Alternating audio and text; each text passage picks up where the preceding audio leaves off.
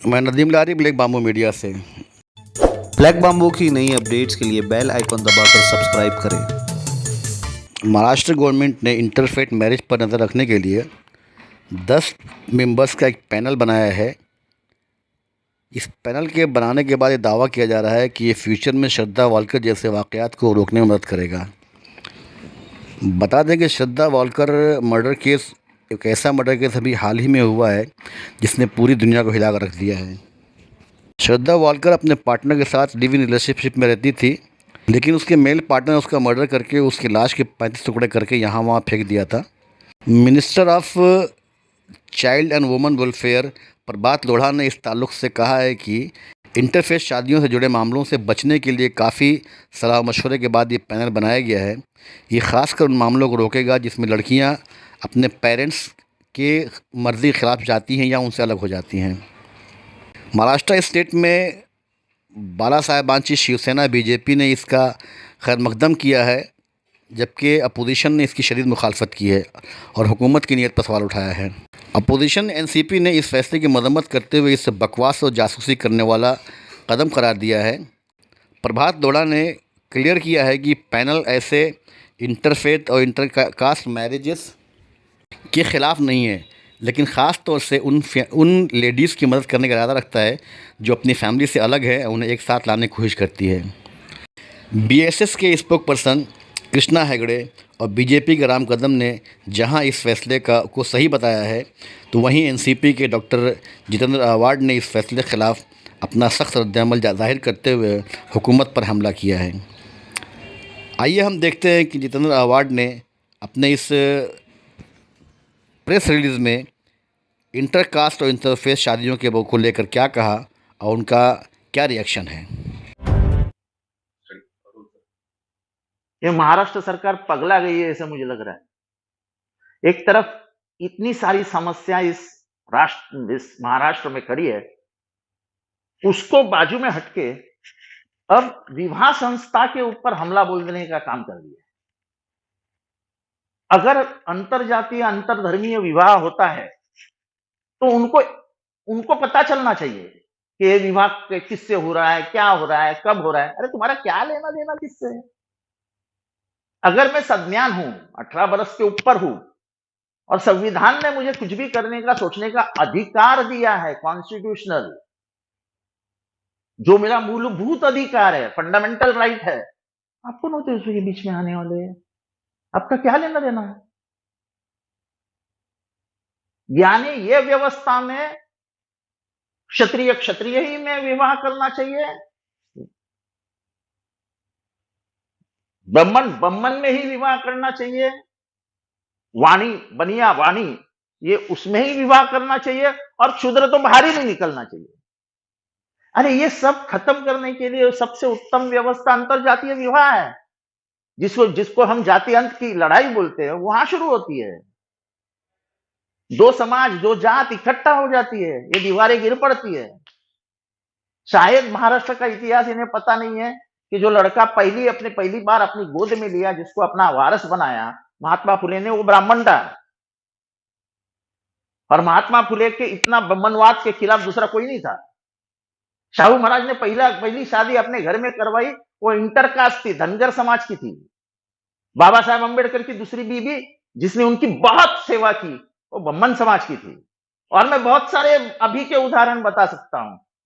BJP में के कितने लीडर है जिन्होंने मुसलमान लड़कियों से शादी की है, नहीं तो मुसलमान पुरुष से शादी की है। उसमें क्या होता है?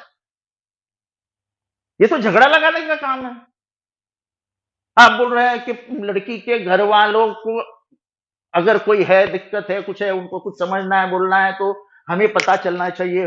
अरे आप ये नहीं कर रहे हैं, आप दरवाजा खोल रहे हैं कि धर्म व्यवस्था अंदर जाए, धर्म संसद के लोग अंदर जाए और रुकवाए, ये शादी मत करो, ये शादी मत करो, नहीं तो तुमको मार डालेंगे, काट डालेंगे, तुमको गांव से बाहर निकालेंगे। यही तो होता था 200 साल पहले। इस सब चीजों से बाहर निकल के महाराष्ट्र ने अपनी पहचान बनवाई।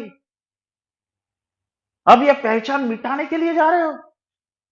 मेरी खुद की बीबी कायस्थ प्रभु, उड़ाल देशकर कुछ है, सारस्वत कुडाल देशकर कुछ है, पर अलग जाति की है। मैं पिछड़ी जाति का हूं, वह ऊपर ऊपर जाति की है।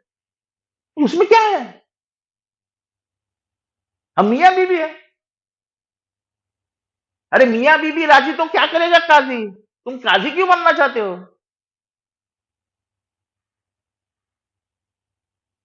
ये जात व्यवस्था जो बाबा साहेब अम्बेडकर ने मनुस्मृति जला करके 1927 में इसकी लड़ाई शुरू की थी, ये फिर से जात व्यवस्था मजबूत कर रहे हैं।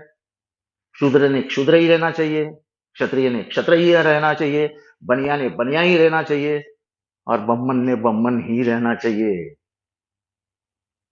ये कुछ भी बोले, लेकिन उत्तर प्रदेश में ये कानून है कि डिस्ट्रिक्ट मैजिस्ट्रेट यानी कलेक्टर को इन्फॉर्म करो 1 महीना पहले, तुम शादी किससे, कब, क्या, कौन सी जगह पे, वो कहाँ रहता है, ये क्या रहती है, ताकि जाके इनके जो धर्म संसद के लोग हैं उस फैमिली के ऊपर दबाव लाए कि तुम ये नहीं कर सकते हो, मार डालेंगे, काट डालेंगे, फेंक डालेंगे, गांव से बाहर निकालेंगे, तुमको बहिष्कृत कर देंगे, तुम्हारे ऊपर बहिष्कार डालेंगे। ये सब होने वाला है।